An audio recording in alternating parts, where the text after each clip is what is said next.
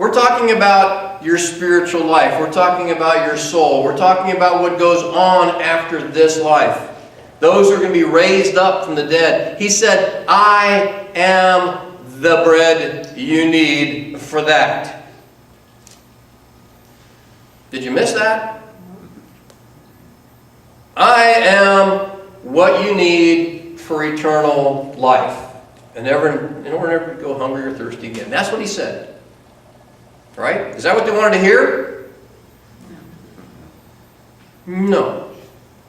It says here, at this the Jews began to murmur against him because he said, I am the bread that came down from heaven.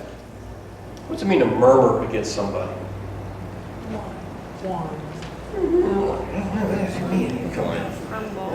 You know what? Listen, why can't we just have bread and fish like yesterday? Really? I mean, what's the deal? Is he out of fish? Is he out of bread? Does someone need to give him a starter kit? What, right? Some little boy needs to show up with a couple loaves and fishes, and then we can all have bread again.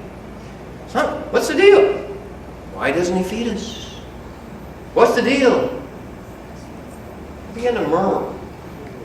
They said, is this not Jesus, the son of Joseph, whose father and mother we know?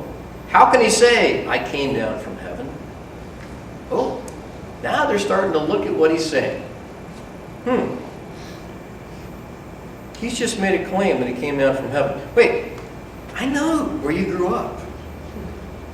I went to high school with you. My dad used to work with your dad. What? You came down from heaven. What are you talking about? It can't be, right? Now, they've just forgotten some things, haven't they? That he fed 5,000 people with 3 loaves and 2 fishes. That's gone out the window now. They're not going to get their bread, and they're upset. Now, what Jesus is going to say in this whole passage is, you guys are coming to me for the whole wrong reason.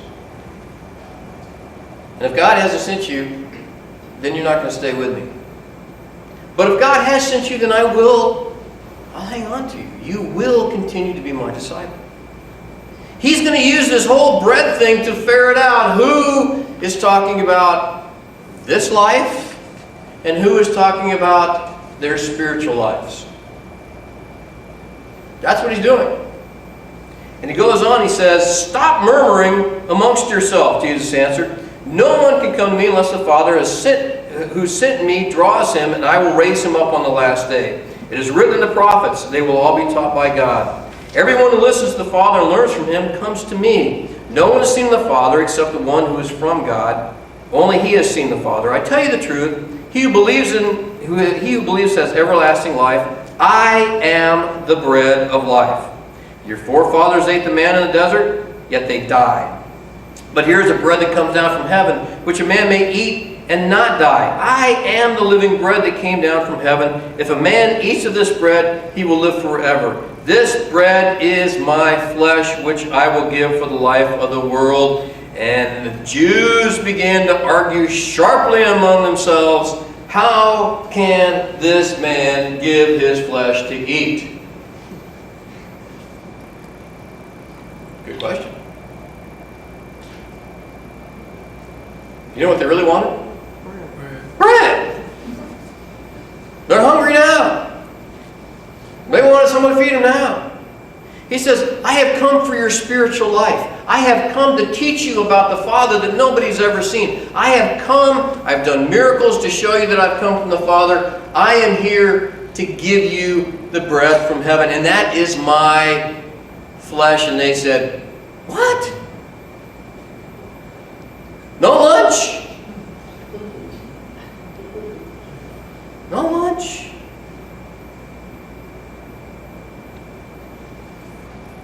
Mary said, don't work for bread that spoils.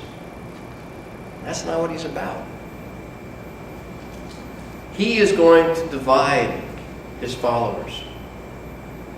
The ones who want life now to be okay with bread, and the ones who are talking about their spiritual life. He says, Jesus said to them, I tell you the truth, unless you eat the flesh of the Son of Man and drink his blood, you have no life in you. Whoever eats my flesh and drinks my blood has eternal life, and I will raise him up at the last day. For my flesh is real food, and my blood is real drink. Whoever eats my flesh and drinks my blood remains in me, and I in him. Just as the living Father sent me, and I live because of the Father, so the one who feeds on me will live because of me. This is the bread that came down from heaven. Our forefathers ate manna and died, but he who feeds on this bread will live forever. He said this while teaching in the synagogue at Capernaum. On hearing it, many of his disciples said, "Bummer." That's what they said. It's a newer translation. They said, "This is a hard teaching. Who can accept it?" And aware that his disciples were grumbling about this, Jesus said to them, "Does this offend you? What if you see the Son of Man ascend to where he was before? The Spirit gives life. The flesh counts for nothing. The words I have spoken to you are spirit and they are life. Yet there are some of you who do not believe, for Jesus had known from the beginning which of them did not believe and who would betray him." He went on to say, "This is why I told you that no one can come to me unless the Father has enabled him." From this time on, many of his disciples turned back and no longer followed him. "Do you want to leave too?" Jesus asked the 12. Simon Peter answered, "Lord, to whom shall we go? You have the words of eternal life. We believe and know that you are the Holy One of God." Then Jesus replied, "Have I not chosen you, the 12? Yet one of you is a devil." He meant Judas, the son of Simon Iscariot, who, though one of the 12, was later to betray him. Jesus successfully reduced the crowd from 5,000 to 12. And he looked at the 12 and said, "You guys want to go too? You want to go?"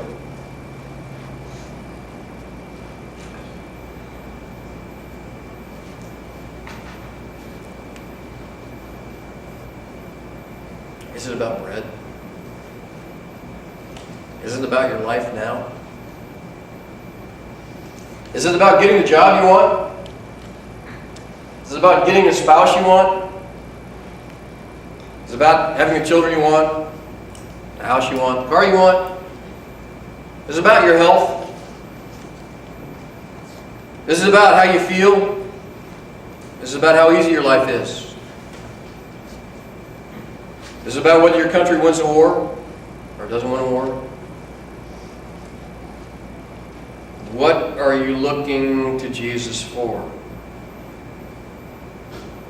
Is it bread? Is it bread? Jesus said, I'm here to offer you something. I'm here to take care of you eternally. I'm here to take care of your spiritual life, your soul. I am here to give you knowledge of the Creator that you could not have because you've never seen Him. I'm here. I'm here to give you life, eternal life. And you say, that's nice, but we'd like some bread.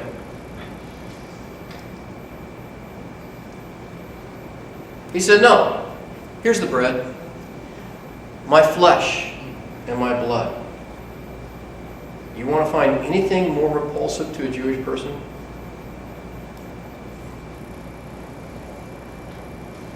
Okay.